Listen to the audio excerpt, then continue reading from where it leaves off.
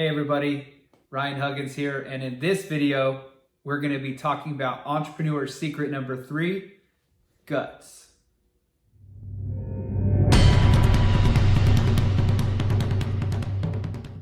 All right, hey everybody, how's it going? Hope you're having a wonderful day. Today we are going to be talking about entrepreneur secret number 3, and that is guts. Having guts, feeling your guts, trusting your guts. So we're going to start here. As you can see here on the slide here, it says in Proverbs 4:20 through 22, this is from King Solomon. It says, "My son, pay attention to my words. Incline your ears to my sayings.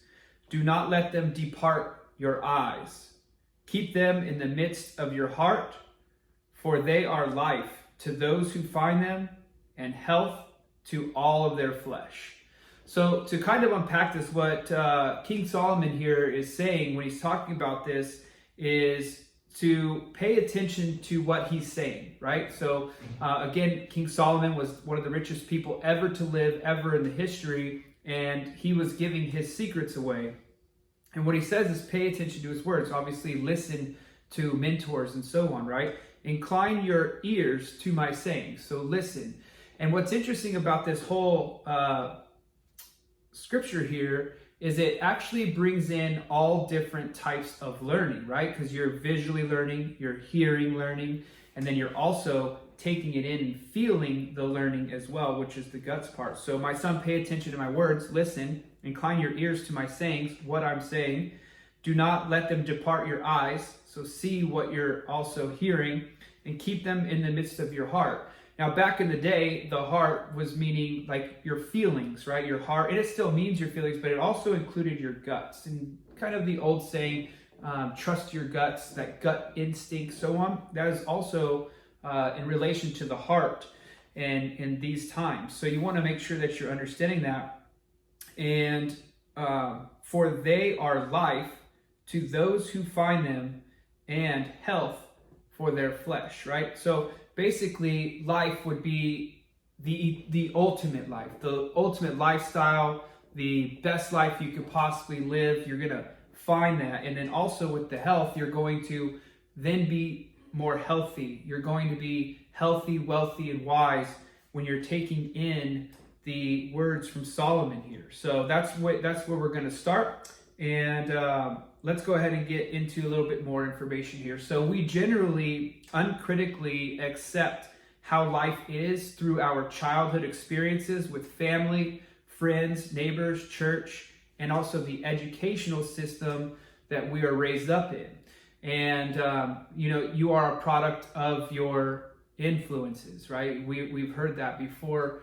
And what this means is when you're coming up, your family put on actual experiences for you. Your friends who you hang out with give you experiences. Your neighbors, the church, and then also the schooling that you go to, those give you actual experiences in your life, which then conditions you to understand those as reality, right? Because you're going through these things. Even though when you're little, you have a creativity that you could be and do anything you want. You remember when you're little and people ask you, what do you want to be one day? And you want to be everything in the world. Well, as you get older, those get silenced because of the experiences that you live out, and then also influences of people telling you can or can't do, and so on. So, just like with birds, we naturally imprint to identify those who are the same species as us. I'm not sure if you knew this or not, but when a bird is young and they see their parents, they take on that species because of the fact that they imprint that life into their head, into their mind, into the rest of their life. In fact, there's been studies done where people have rescued geese and so on, and then they take on the actual mannerisms of humans even. Obviously, they can't physically do everything, but they act as their owners and so on, the rescuers as far as that goes. And humans do the same. We identify as the people that we interact with, and a lot of people will take on that imprint of whatever that was. And transformation is only possible through becoming fully aware of this. and fully aware of those imprints, of what those imprints were for you growing up. For the majority of Americans, it was a lower middle class. That was the imprint that was imprinted on you from the TV shows you watched, the newspapers you read, your friends, your family, typically.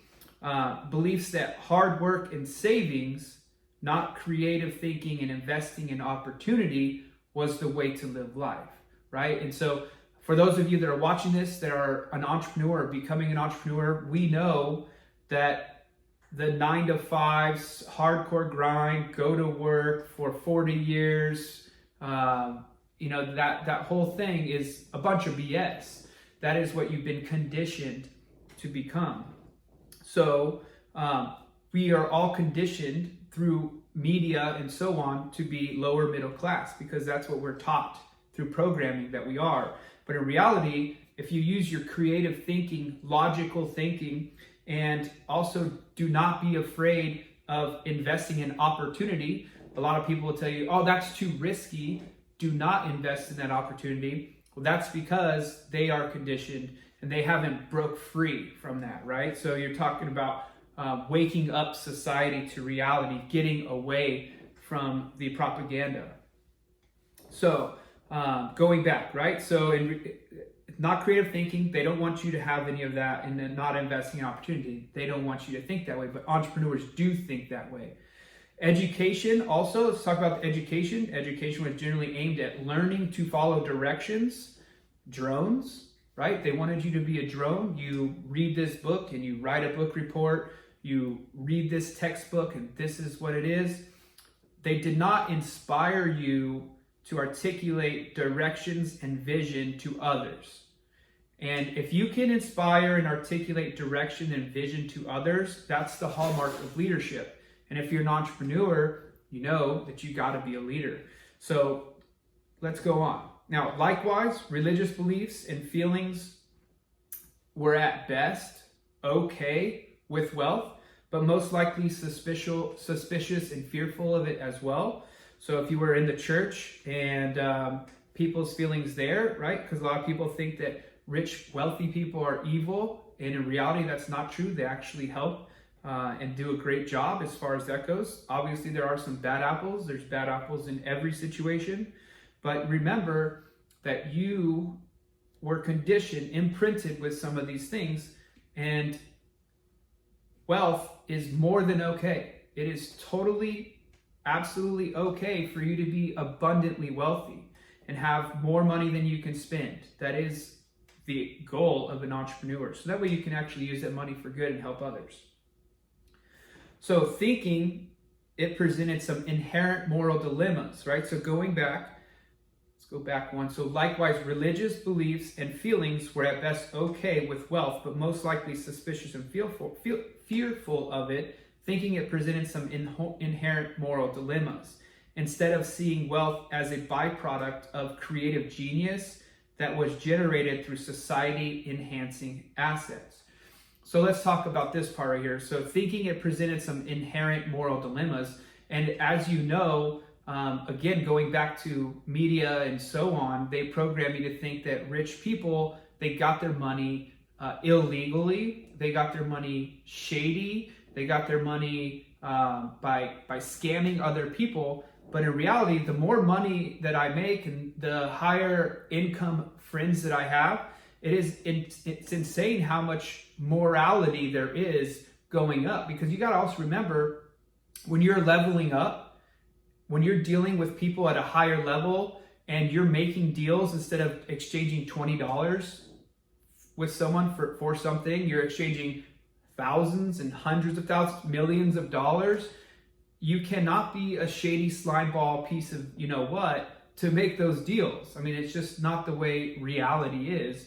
These people are on the up and up, and it is totally okay. Also, instead of seeing wealth as a byproduct of creative genius, so going back to the creativity thing here, the wealthiest people in the entire world are people that created something. So you got to think about this, right? So even like Steve Jobs with the Apple products. You can think about Google was created, the search engine. Amazon was created. It's a genius idea. I have friends and family members that have created products that are enhancing. They made inventions that helped, and those are things that helped them become extremely wealthy. Why? Because they used their creative genius and they created something that will enhance society. So all of these things, by the way, going back to your gut feeling, right? So when you are thinking about becoming an entrepreneur, it takes guts, and you have to have the right feeling. And it's got to be a gut instinct to go with whatever you're going to be getting into. So it doesn't matter what business you're getting into, you want to make sure you go after it. So again, that was secret number 3 of entrepreneurship, and that is guts. Do you have them?